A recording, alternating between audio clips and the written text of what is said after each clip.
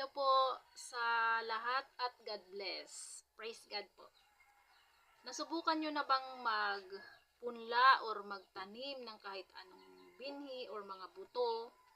At lahat po ba ng mga itinanim ninyo, itinanim natin, lahat ba na itinatanim natin? Sumisibol, tumutubo, lumalago, yumayabong at nagbubunga? Pero sa totoo lang po, hindi lahat ng mga itinanim natin or mga ipinunla natin ay talagang tumutubo. Merong tumutubo tapos paglipas ng ilang araw, naninilaw, nalalanta. Meron namang tumutubo kasabay ng ibang tanim at matatalo. Meron ding talagang tumubo at namunga, sagana, at meron ding hindi tumutubo. Ang mga magsasaka pala, hindi sa lahat ng panahon tagumpay sila sa lahat na nilang itinatanim or ipinupunla o inihasik ng mga binhi. Hindi pala sa ng panahon sagana sila. Sa Biblia po, meron din tayong mababasa patungkol dito sa paghahasik ng binhi. Merong talinghaga na sinasabi ang Panginoong Jesus na mababasa natin dito sa Mateo 13:3-8. Ito po yung sabi. At sila'y tinuruan niya ng maraming bagay sa pamamagitan ng mga talinghaga. Ganito ang sinabi niya, may isang magsasakang lumabas upang maghasik. Sa kanyang paghahasik ay may mga binhing nalaglag sa tabi ng daan. Dumating ang mga ibon at tinuka ang mga iyon. May mga binhi namang nalaglag sa mabatong lupa. Dahil manipis lang ang lupa roon, sumibol agad ang mga binhi, ngunit natuyo agad ang mga ito nang mabilad sa matinding init ng araw, palibhasa ay mababaw ang ugat. May mga binhi namang nalaglag sa may matinik na halaman. Lumago ang mga halamang matinik at sinakal ng mga ito ang mga binhing tumubo doon. Ngunit ang mga binhing nahasik sa matabang lupa ay namunga, may tig-100, may tig-60 at may tig-30. Ito po yung talinghagang sinabi ng Panginoong Jesus. At ang talinghaga pong ito ay ipinaliwanag din naman ng Panginoong Jesus kung ano ang kahulugan nito. At mababasa po natin ito dyan sa Mateo 13:18-23. Makinig kayo at unawain ang kahulugan ng talinghagang tungkol sa manghahasik.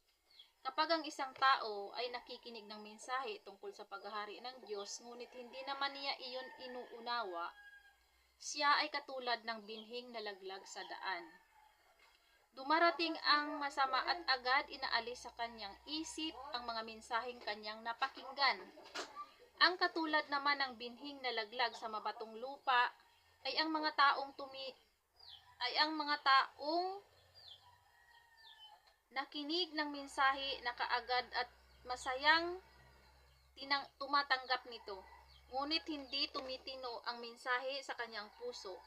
Sandali lamang itong nanatili at pagdating ng mga kapighatian at pagsubok dahil sa mensahe, agad siyang tumalikod sa kanyang pananampalataya. Ang binhi namang nahulog sa may matinik na halaman ay ang mga taong nakikinig ng mensahe, ngunit dahil sa pagkabalisa sa maraming mga bagay at pagkahumaling sa kayamanan, nawawalan ng puwang sa kanilang puso ang mensahe at hindi ito nagkaroon ng bunga. At ang katulad naman ng binhing nahasik sa matabang lupa ay ang mga taong dumirinig at umunawang mabuti sa mensahe. Kaya ito'y namumunga ng sagana, may tig-100, may tig-60 at may tig-30. Yun po ang talinghaga na ang kahulugan ng talinghaga na sinabi ng Panginoong Jesus. Sino po ba ang manghahasik at sino po ba ang tinutukoy ng mga binhi? Ang tinutukoy po ng mga binhi ay ang mga tao, tayo. At ang manghahasik po ay ang Panginoong Hesukristo. Sabi po merong mga taong nakarinig ng salita ng Diyos pero hindi nakaunawa. Meron ding mga tao nakarinig ng salita ng Diyos, pero hindi inilagay sa puso, hanggang sa pakikinig lang. Meron ding mga taong nakinig ng salita ng Diyos or ng mensahe ng Diyos, pero mas binigyang halaga ang mga bagay-bagay dito sa mundo at baliwala ang mensahe ng Panginoon. At meron ding mga tao na nakinig ng salita ng Diyos, nakaunawa, pinagnilayan, isinabuhay, isinapuso, kaya ang nangyari ito ay lumago, yumabong at nagbunga ng sagana sa buhay ng mga taong nakarinig at nakaunawang maigi sa salita ng Diyos. Sa verse 23 po ay nabanggit ng Panginoong Hesus na itong mga taong dumirinig at umunawa ng mabuti sa kanyang mensahe ay namumunga ng sagana.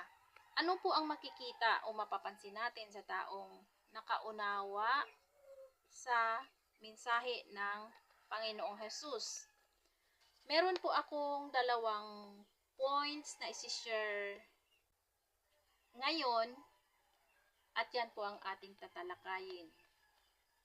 Ang tao po na nakikinig at umunawa ng maigi sa salita ng Diyos ay mapapansin po natin sa kanya, number 1, nagbabago po ang desisyon or pananaw sa buhay. Magbabago po yung pananaw sa buhay niyan pagka naunawaan niya yung salita ng Diyos. Example po si Apostol Pablo, na dating Saulo. Sa Gawa chapter 9 po mababasa natin ang mga pangyayari sa buhay ni Apostol Pablo. Before po inuusig niya ang mga mananampalataya. Lahat ng sumasampalataya sa pangalan ng Panginoong Hesus, dinadakip niya, nililipol niya, ibibilanggo ang iba ay papatayin pa nga eh. Pero after na-encounter niya ang Panginoong Hesukristo, ano po ba nangyari? Di ba nakita natin, nagbago ang desisyon niya, nagbago ang pananaw niya sa buhay, itinigil niya ang pag-uusig sa mga mananampalataya ng Panginoong Hesus. Sa halip, ang ginawa niya ay pinahayag niya ang mensahe ng Panginoong Hesus. Diyan po sa Gawa 9:20, ito po yung ginawa. At pagdakay kaniyang itinanyag sa mga sinagoga si Hesus na siya ang anak ng Diyos. Ganun po ang nakita natin diyan kay Apostol Pablo, at syempre sa atin din po, ganun din ang bunga ng salita ng Diyos sa atin. Ikalawa po, ano po ang makikita pa natin na bunga ng salita ng Diyos sa buhay ng isang tao kapag siya ay nakakaunawa at talagang nakaunawa ng maigi. Ang ikalawa po ay namumuhay ng matuwid or nagiging matuwid po ang isang tao. Ano po ang dapat nating gawin para patuloy tayo na mamuhay ng matuwid? Na manatili tayo sa pagiging matuwid na pamumuhay. Sabi po dyan sa Efeso 4:21-24, sabi po, napakinggan na ninyo ang aral ni Jesus at natutunan na ninyo ang katotohanang nasa Kanya. Iwan na ninyo ang dating pamumuhay, hubarin na ninyo ang inyong dating pagkatao na nasisira dahil sa samang pagnanasa. Magbago na kayo ng diwa at pag-iisip, at ang dapat ninyong isuot ay ang bagong pagkatao na nilikhang kalarawan ng Diyos at nahahayag sa matuwid at banal na pamumuhay ayon sa katotohanan. Yun po ang dapat nating gawin, magbago. Baguhin natin palagi yung isip natin para yung matuwid, yun ang magagawa natin at maiiwasan natin yung mali. Sabi nga rin po dyan sa Hosea 10:12, nabanggit po na maghasik kayo ng inyong katuwiran sa inyong mga sarili. Kaya, para mapangalagaan po natin ang mga bunga na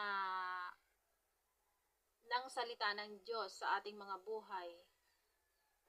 Magpatuloy po tayo sa pamumuhay o sa paggawa ng tama at matuwid na nakakalugod sa Diyos. At God bless po. Pray po tayo. Ama namin nasa langit, salamat po sa iyong mensahe sa araw na ito. Patawarin mo po kami sa mga panahon na kami ay lumabag at hindi naging matuwid sa iyong harapan. Tulungan mo po kami na sa lahat ng panahon kami magpatuloy sa pagiging matuwid at gumawa ng tama na ayon sa iyong kalooban. At loobin mo, Panginoon, tulungan mo po kami na ang iyong mga mensahe ay hindi masayang sa aming mga buhay. Tulungan mo po kaming ito ay mapayabong para magbunga ng sagana hanggat kami nabubuhay at hanggang sa iyong pagdating. Salamat po, Ama. Sa iyo po ang lahat ng parangal at papuri at pasasalamat sa pangalan ng Panginoong Hesus. Amen and Amen.